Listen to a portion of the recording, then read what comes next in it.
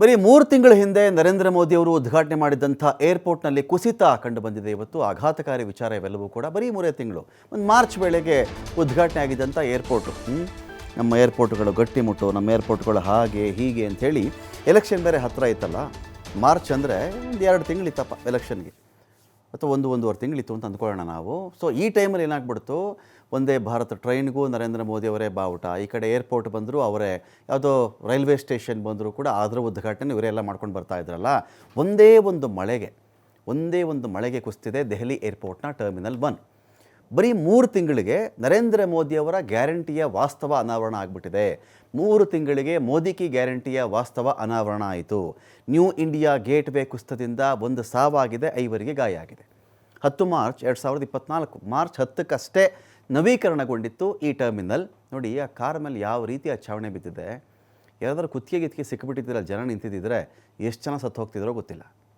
ಎಷ್ಟು ಜನ ಬೇಕಾದರೂ ಸಾಯಬಹುದು. ನೋಡಿ, ಇಡೀ ಕಂಬ, ಪಾಪ ಎಲ್ಲರೂ ಕ್ಯಾಬು ಅದು ಇದು ಓಡಿಸ್ಕೊಂಡೋಕೆ ಜೀವನ ಮಾಡೋಕ್ಕಿರ್ತಾರಲ್ಲಿ. ಎಷ್ಟು ರೀತಿಯಲ್ಲಿ ನಾವು ಚೆಕ್ ಮಾಡಿಕೊಂಡಾಗ ಪಾಪ ಎಷ್ಟೊಂದು ಜನ ಇದ್ರ ಮೇಲೆ ಅವಲಂಬಿತರ್ರಿ. ಒಂದು ಏರ್ಪೋರ್ಟ್ ಅಂದರೆ ಅದ್ರಲ್ಲಿ ನಾನಾ ವಿಧದಲ್ಲಿ ಜನ ತೊಂದರೆಗೀಡಾಗಿರ್ತಾರೆ. ಅದ್ರ ಮೇಲೆ ನಂಬ್ಕೊಂಡ್ರಲ್ಲ ತೊಂದರೆಗೀಡಾದರು ಅಂತ ಈಗ ಅರ್ಥ. ಸಾಲಾಗಿ ಇದ್ದಂಥ ಅಷ್ಟು ಕಾರುಗಳ ಮೇಲೆ ಛಾವಣಿ ಬಿದ್ದು ಹೋಗ್ಬಿಟ್ರೆ ಕಾರೂ ಡ್ಯಾಮೇಜ್ ಆಯಿತು. ಅವ್ರ ಕಾರ್ ಮತ್ತೆ ರೆಡಿಯಾಗಿ ಎಷ್ಟು ದಿನನೋ, ಇನ್ಶೂರೆನ್ಸ್ ಇತ್ತು, ಲ್ಯಾಪ್ಸ್ ಆಗಿತ್ತು, ಅದನ್ನು ರೆಡಿ ಮಾಡೋಕ್ಕೆ ಎಷ್ಟು ದಿನ ಬೇಕೋ ಅಷ್ಟು ದಿನಗಳ ಕಾಲ ಅವ್ರಿಗೆ ಊಟ ಯಾರು ಇದಲ್ವಾ. ಪ್ರಧಾನಿ ನರೇಂದ್ರ ಮೋದಿ ಅವರು 3 ತಿಂಗಳ ಹಿಂದಷ್ಟೇ ಈ ಟರ್ಮಿನಲ್ ಇನಾಗ್ಯುರೇಷನ್ ಮಾಡಿದರು. 9,800 ಕೋಟಿ ವೆಚ್ಚದಲ್ಲಿ ಬೇರೆ ಬೇರೆ ಏರ್ಪೋರ್ಟ್ಗಳ ನವೀಕರಣ ಕಾರ್ಯ ಆಯಿತು. ಎಷ್ಟು ಹೇಳಿ, 200 ಕೋಟಿ ಕಡಿಮೆ 10,000 ಕೋಟಿ ವೆಚ್ಚದಲ್ಲಿ ಬೇರೆ ಏರ್ಪೋರ್ಟ್ಗಳ ನವೀಕರಣ ಕಾರ್ಯ ಆಗಿದ್ದು. ದೆಹಲಿ ಏರ್ಪೋರ್ಟ್ ಒಂದಕ್ಕೇ ಎಷ್ಟಪ್ಪ ಖರ್ಚು ಮಾಡಿದ್ರು ಅಂದರೆ 4,600 ಕೋಟಿ ರೂಪಾಯಿಗಳು ಬರೀ ಡೆಲ್ಲಿ ಏರ್ಪೋರ್ಟಿಗೆ ಮಾತ್ರ. ಇನ್ನು 400 ಕೋಟಿ ಹಾಕಿದ್ರೆ 5,000 ಕೋಟಿ.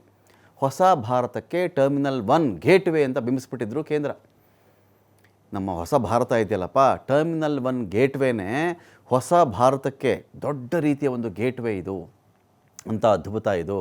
ಇದನ್ನು ನೋಡಿದ್ರೆ ಸಾಕು ಭಾರತ ಏನು ಅಂತ ಅರ್ಥ ಆಗಿಬಿಡುತ್ತೆ ಅಂತ ಬಿಂಬಿಸಿತ್ತು ಕೇಂದ್ರ. ಇಲ್ಲೇನಾಗಿದೆ ವಿಶೇಷತೆ ಏನು ಅಂದರೆ, ಪ್ರತಿ ವರ್ಷ 40 ಮಿಲಿಯನ್ ಪ್ರಯಾಣಿಕರನ್ನು ನಿಭಾಯಿಸುವಂತಹ ಸಾಮರ್ಥ್ಯ ಇದಕ್ಕಿದೆ. ಯಾವುದಕ್ಕೆ? ಈ ಏರ್ಪೋರ್ಟ್ಗೆ. 1 ಮಿಲಿಯನ್ ಅಂದರೆ 10 ಲಕ್ಷ, 40 ಮಿಲಿಯನ್ ಅಂದರೆ 4 ಕೋಟಿ ಪ್ರಯಾಣಿಕರನ್ನು ಎವ್ರಿ ಇಯರ್ ಈ ಒಂದು ಏರ್ಪೋರ್ಟ್ ನೋಡಿಕೊಳ್ಳುತ್ತೆ. ಜಾಗತಿಕವಾಗಿ ವಾರ್ಷಿಕ 100 ಮಿಲಿಯನ್ ಪ್ರಯಾಣಿಕರ ಸಾಮರ್ಥ್ಯ ಇದಕ್ಕೆ ಇದೆ. 2030ರ ವೇಳೆಗೆ NET ಶೂನ್ಯ ಕಾರ್ಬನ್ ಎಮಿಷನ್ ಏರ್ಪೋರ್ಟ್ ಯೋಜನೆ ಮಾಡ್ಕೊಂಡಿದ್ದೀವಿ. ಟರ್ಮಿನಲ್ನ ನಾವೀನ್ಯತೆ ಮತ್ತು ಸೌಂದರ್ಯ ಅದ್ಭುತ. ಇದರಲ್ಲಿ ಪ್ರೇಯರ್ ಹಾಲ್ ಇದೆ, ಯೋಗ ಪ್ರದೇಶ ಇದೆ, ಸೈಲೆಂಟ್ ಝೋನ್ ಇದೆ, ಇದರಲ್ಲಿ ನಿಶಬ್ದ ವಲಯ ಇದೆ, ಇಲ್ಲಿ ಲ್ಯಾಪ್ಟಾಪ್ ಮೊಬೈಲ್ ಚಾರ್ಜಿಂಗ್ ಸ್ಟೇಷನ್ ಇದೆ, ಔಷಧಿ ಕೊಠಡಿ ಇದೆ, ಸ್ಮಾರ್ಟ್ ವಾಶ್ರೂಮ್ ಇದೆ, ಸುಧಾರಿತ ಟೆಕ್ನಾಲಜಿ ಇದೆ, ಇಲ್ಲಿ ಪ್ರವಾಸಿಗರಿಗೆ ಸೌಲಭ್ಯ ಇದೆ, ಸೇವೆ ಒದಗಿಸ್ತಾ ಇದೆ, ಫೇಶಿಯಲ್ ರೆಕಗ್ನಿಷನ್ ಸಿಸ್ಟಮ್ ಇದೆ, ಇಲ್ಲಿ ಆಟೋಮೇಟೆಡ್ ಟ್ರೇ ರಿಟ್ರೀವಲ್ ಸಿಸ್ಟಮ್ ಇದೆ, ಇಲ್ಲಿ ಇಂಡಿವಿಜುವಲ್ ಕ್ಯಾರಿಯರ್ ಸಿಸ್ಟಮ್ ಕೂಡ ಇದೆ ಅಂತೆಲ್ಲ ಹೇಳಿಕೊಂಡಿತ್ತು.